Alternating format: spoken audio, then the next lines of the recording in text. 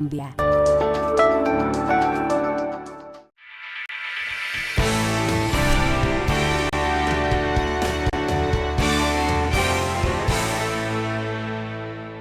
Bienvenidos a todos y todas a este importante espacio en el que nos reunimos para abordar temas de vital importancia para Colombia. Saludamos a quienes se conectan a esta hora a través de las redes sociales de la Presidencia de la República y distintos canales oficiales de comunicación. Hoy nos encontramos aquí para analizar y rendir cuentas sobre el cumplimiento de los acuerdos de paz en el 2022 y los retos y cambios que enfrentamos con el nuevo gobierno del presidente Gustavo Petro. Es un momento crucial en la historia de nuestro país y es fundamental reflexionar sobre los avances logrados hasta el momento y los desafíos que nos esperan. Para ello, contaremos con la participación de la alta dirección del Departamento Administrativo de la Presidencia de la República, DAPRE, la Unidad de Implementación de los Acuerdos de Paz, la Oficina del Alto Comisionado para la Paz, la Secretaría de Transparencia y la Consejería Presidencial para los Derechos Humanos y el Derecho Internacional Humanitario. También es importante resaltar que previo a esta rendición de cuentas, compartimos a través de nuestras redes sociales un formulario en el que la ciudadanía desde los territorios pudo realizar sus dudas y comentarios acerca de los temas que quisieran profundizar. Entonces, con el fin de acercarnos a las comunidades, priorizando los grupos motor de los municipios PEDET en esta rendición de cuentas, también estaremos abordando sus dudas y sus solicitudes. No hay paz sin la comunidad y los territorios. Sin más preámbulos, me permito darle la palabra a Nicolás Márquez, jefe de la Oficina de Planeación del DAPRE, quien dará unas palabras de bienvenida y apertura a este valioso espacio. Mi nombre es Nicolás Márquez, soy el jefe de planeación del Departamento Administrativo de la Presidencia de la República. Les doy la bienvenida a todos y todas a este espacio de rendición de cuentas del Informe de Paz Vigencia 2022 de la Presidencia de la República. Para nosotros es supremamente importante la participación de la ciudadanía en la gestión de la presidencia, especialmente en los temas de paz. Los invito activamente a involucrarse en este tema, liderado por el señor presidente de la República, Gustavo Petro. Asumimos este espacio con el compromiso de brindar transparencia en la presentación de los avances. Sobre todo, entendemos la importancia de dar el rumbo correcto a este compromiso histórico.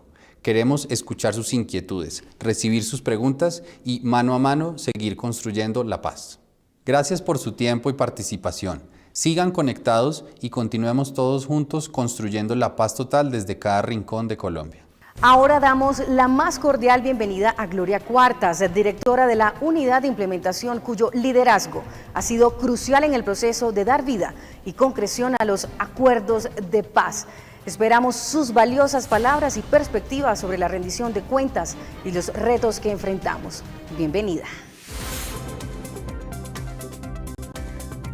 La antes Consejería para la Estabilización y Consolidación logró la financiación de la Comisión de Seguimiento, Impulso y Verificación del Acuerdo de Paz CECIVI y de la Instancia de Alto Nivel de Pueblos Étnicos EAMPE a través del Fondo Multidonante.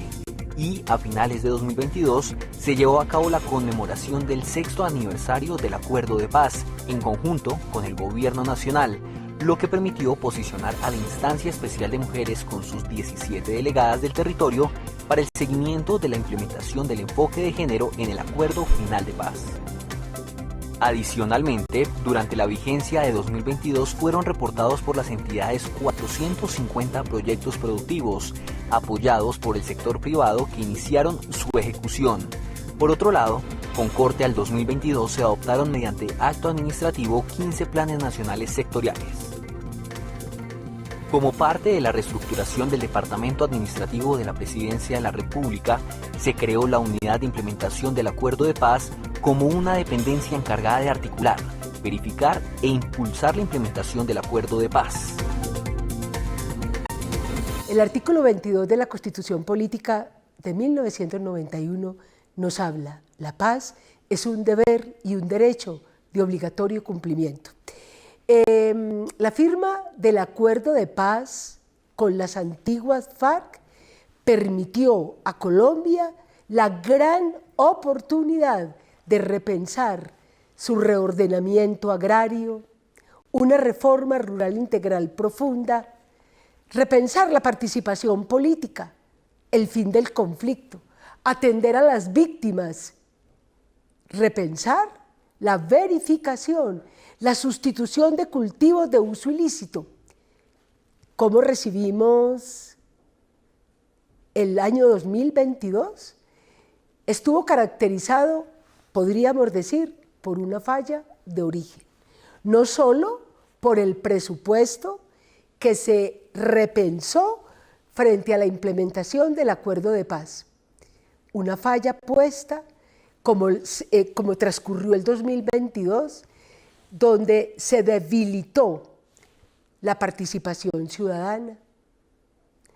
No había la posibilidad de que las instancias del acuerdo de paz, la CECIVI, la alta instancia de género, la instancia étnica, la Comisión Nacional de Garantías de Seguridad o lo que reconocemos como el SISEP, ese sistema integral para la seguridad y la participación política, no existieron en el 2022.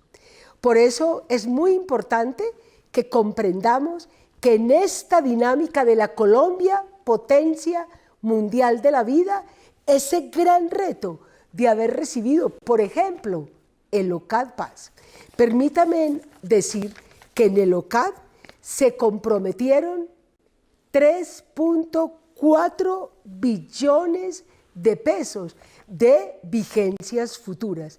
¿Qué significa esto? Que el OCAD logró dar la imagen ante el país de la inversión, del trabajo, del gran compromiso con los PEDET, pero fundamentalmente encontramos compromisos pactados con anterioridad a ese ejercicio real del cumplimiento del acuerdo. Se invirtió mucho dinero en nombre de la paz, pero poco en la implementación del acuerdo de paz. Por eso el OCAD Paz se convierte en el gran reto, así como lo vimos en el 2022, de grandes promesas de inversión pública, grandes convocatorias, pero todas con presupuesto y recursos de regalías de otras vigencias. Por eso el presidente Gustavo Petro y Francia Márquez encuentran un OCAD debilitado, con investigaciones en la Procuraduría, una gran duda de la población frente a los recursos del OCAD.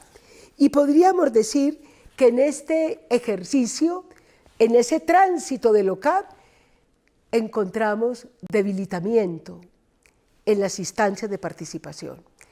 Lo que hemos hecho en el gobierno de la vida, en este pacto profundo para el cumplimiento del acuerdo, es activar las instancias de participación, dar a los grupos motor, a los MEC, a los mecanismos de consulta, a todo el rigor técnico de la participación ciudadana, establecer una relación profunda con la cooperación internacional para que los recursos de la cooperación internacional lleguen realmente a las comunidades. Estamos haciendo un profundo esfuerzo, una profunda voluntad para encontrar, por ejemplo, un nuevo diálogo que no existió en el gobierno anterior con el Hospital Militar. En esta rendición de cuentas del 2022 hubo un gran vacío con las víctimas, los hombres y mujeres combatientes que firmaron el acuerdo, que salieron con enfermedades de alto costo, pero de igual manera con grandes señales en su cuerpo. No se tuvo en cuenta en los gobiernos anteriores una inversión que le permitiera a los firmantes de la paz, a las víctimas del conflicto, a los jóvenes del movimiento social, a los militares y policías, poder tener en el marco de la implementación del acuerdo de paz, inversión.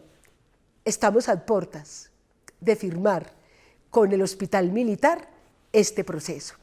Y decir que estamos trabajando fuertemente con el Ministerio de Agricultura para que toda la visión del punto 1 del acuerdo, la compra de tierras, la restitución a las víctimas, el trabajo con la reincorporación, puedan ser parte por primera vez, no se tuvo con anterioridad, que los 16 planes nacionales de la reforma rural se vieran de manera integral, como lo estamos haciendo ahora. Es un gran reto de este gobierno.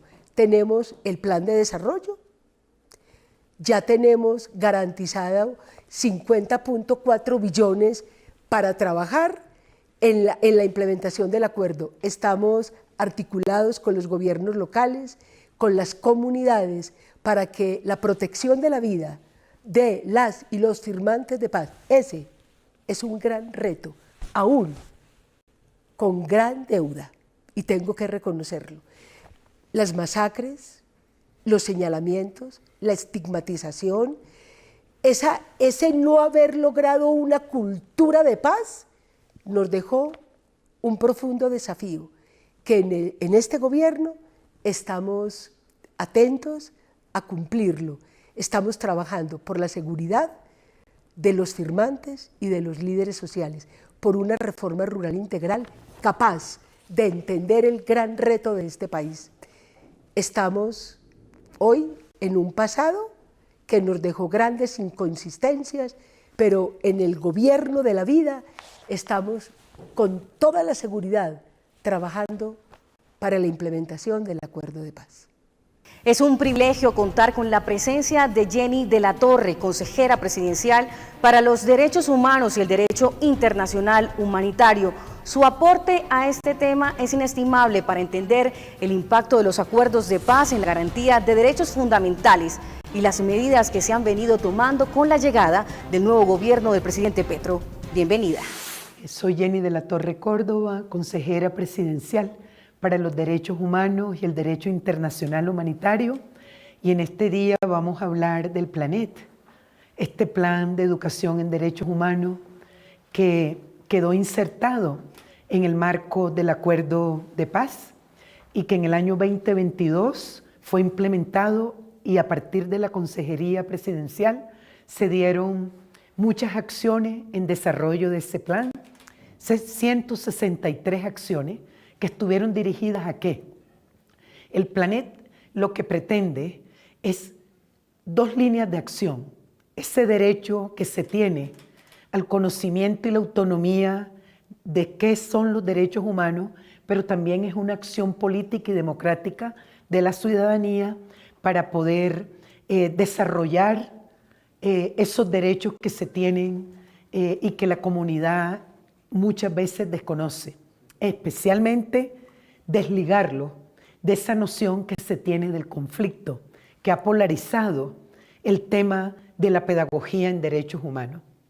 Entonces, a partir de esos marcos conceptuales, sí, más de 1.200 y pico de funcionarios y de personas en muchos departamentos de Colombia fueron beneficiados con estas acciones que se dieron en desarrollo del PLANET.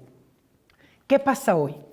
Hoy la Consejería de Derechos Humanos tiene entre sus prioridades estructurales esa formación a través de una escuela de altos estudios en derechos humanos y algo más, el derecho internacional humanitario. Colombia en este momento necesita saber cuál es el impacto que tiene el derecho internacional humanitario, especialmente en todo lo que la ciudadanía diariamente escucha sobre temas que pasan desde el reclutamiento de niñas y niños, como de la protección de los líderes sociales y demás temas que nos agobian y que nos preocupan en el país. Esa formación y pedagogía para una escuela de altos estudios desde la Consejería Presidencial de Derechos Humanos está en construcción, pero también la Consejería de Derechos Humanos y Derecho Internacional Presidencial para los Derechos Humanos y el Derecho Internacional Humanitario durante todo este año también acompañado a los gobiernos locales y regionales en la formación y fortalecimiento de los temas de la pedagogía de los derechos humanos y el derecho internacional humanitario. En pocos días tenemos también la formulación o la implementación de un convenio que va a favorecer a más de 269 municipios en temas de fortalecimiento de temas de derechos humanos y derecho internacional humanitario en la línea de prevención del reclutamiento de menores de 18 años, que incluye uso, utilización, violencia sexual, y ahí hay una pedagogía para funcionarios y también una pedagogía para sociedad civil a través de proyectos comunitarios, más de 10 en las 6 regiones en que hemos dividido el país. Sobre el tema, queremos decir que el PLANEP no solo está a cargo de la Consejería Presidencial para los Derechos Humanos y el Derecho Internacional Humanitario, sino que pasa por ministerios como el de Educación, como el Ministerio del Interior, como la Consejería Presidencial para la Mujer y otras entidades del orden nacional que tienen a cargo el poder, junto con la Consejería Presidencial, proyectar el tema de formación en derechos humanos y derecho internacional humanitario. En las redes de la Consejería Presidencial para los Derechos Humanos y el Derecho Internacional Humanitario podrán prontamente informarse de cuál es la estrategia de formulación de esta nueva pedagogía que hemos denominado formación en altos estudios de derechos humanos y derecho internacional humanitario, con enfoque en género, étnico y especialmente también en el tema de diversidades.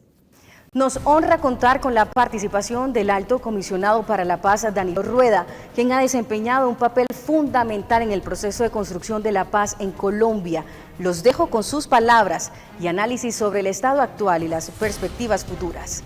Bienvenido, Danilo. Avanza la paz. El pilar de la iniciativa de nuestro gobierno del cambio, Colombia Potencia de la Vida, es el acuerdo de paz del Teatro Colón. Así, durante estos 12 meses de trabajo, hemos logrado una reactivación de la Comisión Nacional de Garantías de Seguridad en reuniones presididas por nuestro presidente Gustavo Petro. Allí, de mano de la sociedad civil y en diálogo con las instituciones del Estado, se han fijado lineamientos estratégicos para el desmantelamiento de estructuras herederas del paramilitarismo o de grupos criminales. Estamos a puertas de tener una política pública que consolide un ejercicio de los derechos civiles, políticos de todas y todos los colombianos, no solamente con su formulación, sino esa aplicación transversal e integral que ha sido construida de la mano de la sociedad civil. Hay que recordar que en medio de la conflictividad armada que persiste en nuestro país, hemos desarrollado una acción muy importante con el AIMA. Hoy podemos decir que de agosto a lo que va corrido este año, 9 localidades han sido liberadas de los nefastos mecanismos que se utilizan en la guerra, las minas antipersona. Esos lugares, 9 a lo largo y ancho del territorio colombiano, están posibilitando una caminada en libertad, al lado del desarrollo de una estrategia con los planes de desarrollo con enfoque territorial y los PENIS. Seguimos avanzando además en una proyección estratégica de AIMA, donde la nueva dirección que allí se asuma va a desarrollar un papel importantísimo en aplicación de los acuerdos humanitarios que vamos a lograr desarrollar en diversos territorios de Colombia, con base en, insisto, en los acuerdos que logremos con diversos grupos armados en materia humanitaria. Todos los territorios que se encuentran minados en desarrollo de operaciones de grupos irregulares tendrán en el desarrollo de la segunda fase de diálogo con los diversos grupos armados la gran posibilidad de que empecemos a través del desminado humanitario civil, pasar de los procesos pedagógicos a unos procesos de implementación. Ese es nuestro propósito en lo que viene en los próximos meses. Pero por lo pronto podemos asegurar que los asuntos del minado han sido también parte de los diálogos en la fase de acercamiento y de generación de confianza con los diversos grupos armados, sean estos de origen político o no lo sean. En 56 municipios donde se desarrolla, se implementa el PENIS, hay una intervención del AIMA, de manera que se pueda desarrollar estas erradicaciones por parte de la población rural con garantías de seguridad, evitando que haya afecciones con las minas antipersona que se encuentran allí sembradas. Desde el inicio de este gobierno hemos cumplido con los compromisos en el marco del derecho internacional con lo que ha sido pactado. Agradecemos también la participación de Lady Cáceres, delegada de la Secretaría de Transparencia, quien nos brindará una visión esencial sobre la lucha contra la corrupción y la transparencia en el marco de la implementación de los acuerdos. Bienvenida. Como parte de nuestras funciones, a la Secretaría de Transparencia, en el marco del Acuerdo Final de Paz, le fue encargada una tarea que fue sacar adelante la estrategia de lucha contra la corrupción asociada al sistema de valor del narcotráfico. Para poner en marcha la estrategia, la Secretaría de Transparencia tenía que lograr 3 cosas. La primera, diagnosticar cuál era la relación entre el narcotráfico y la corrupción, algo que nunca se había hecho en el país. Lo segundo, lograr identificar cuáles eran esos riesgos de corrupción asociados a ambos fenómenos en los territorios y a nivel nacional. Tarea que se arrancó en el año 2021 y se terminó en el año 2022. Logramos adelantar alrededor de 120 mesas técnicas con entidades del nivel nacional y territorial, donde se lograron identificar 68 riesgos de corrupción asociados al sistema de valor del narcotráfico a nivel nacional y 577 riesgos de corrupción a nivel territorial en 5 departamentos: Antioquia, Bolívar, Valle del Cauca, Nariño y Norte de Santander. Municipios que fueron priorizados por su importancia y el contener varios de los aspectos relacionados con narcotráfico en el país. Luego de ese diagnóstico y del mapa de riesgos de corrupción, se logró entonces a final del año 2022 contar con unas recomendaciones y comenzar su socialización con las entidades públicas y la sensibilización a funcionarios. Sobre todo teniendo en cuenta la necesidad de que se comprenda que ambos fenómenos están intrínsecamente relacionados en nuestro país. La corrupción afecta a los derechos humanos y el narcotráfico favorece los escenarios de corrupción en nuestro país. Son 70 recomendaciones que se formularon a nivel nacional y territorial, que están siendo socializadas con varias entidades que han sido también priorizadas por su importancia estratégica en la lucha contra la corrupción, pero también en la lucha contra el narcotráfico como uno de los problemas principales de la economía de drogas ilícitas que existe en el país. Esa es una tarea que estamos llevando a cabo este año para poder lograr cumplir con el 100% de la estrategia. El año pasado se logró el 75%, que nos falta lograr terminar la época de sensibilización y finalizar con la adopción de un acto administrativo que va a ser un decreto mediante el cual la Presidencia de la República va a lograr que las entidades puedan acoger estas recomendaciones. Durante este tiempo hemos contado con el apoyo técnico de la Oficina de las Naciones Unidas contra la Droga y el Delito y financiero de la Embajada Británica, a quienes queremos extender nuestro agradecimiento. Recuerden que la lucha contra la corrupción la ganamos es con la gente y en los territorios. Reciban un caluroso saludo por parte de nuestro secretario de Transparencia, el doctor Andrés Ziyárraga Franco. Desde los territorios nos preguntan por qué identificar riesgos de corrupción asociados al narcotráfico contribuye a solucionar el problema de las drogas ilícitas y a dar cumplimiento al acuerdo de paz. En el diagnóstico identificamos que tanto la corrupción como el narcotráfico se aprovechan de las debilidades que existen en los territorios. Son debilidades o vulnerabilidades que tienen que ver con factores geográficos, sociales, ambientales, una institucionalidad débil y factores de desarrollo económico que favorecen tanto la corrupción como que el narcotráfico siga siendo un fenómeno preponderante en estos territorios. ¿Qué quiere decir eso? Que cuando hay una institucionalidad débil, sin controles, los actores ilegales se aprovechan para cooptar el Estado y favorecer a través de la corrupción que exista mayor narcotráfico. Y si en cambio tenemos instituciones más fuertes, con riesgos identificados y controles fuertes, eso va a mitigar la relación que existe entre la corrupción y que aparezcan prácticas corruptas en las entidades que favorezcan o sigan favoreciendo en los territorios alguno de los eslabones del narcotráfico, ya sea la producción, el transporte, los mismos flujos ilícitos o la comercialización de narcóticos.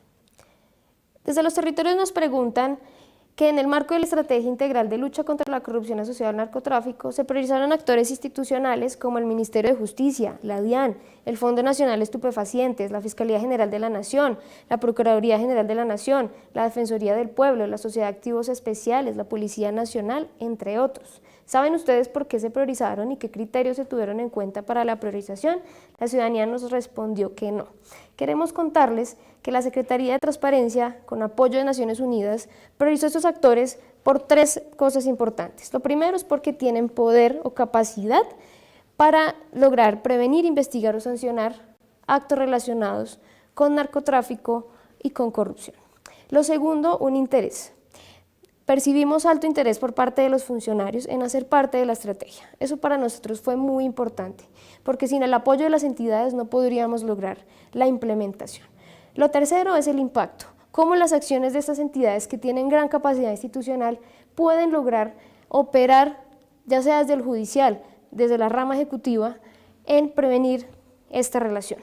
Y finalmente, la influencia, el nivel de participación de cada uno de los actores institucionales en cada uno de los macroprocesos, que puede ser la producción, la comercialización, el tráfico o los flujos ilícitos. Entidades como la UIAF, que tiene dentro de su misionalidad la prevención del lavado de activos.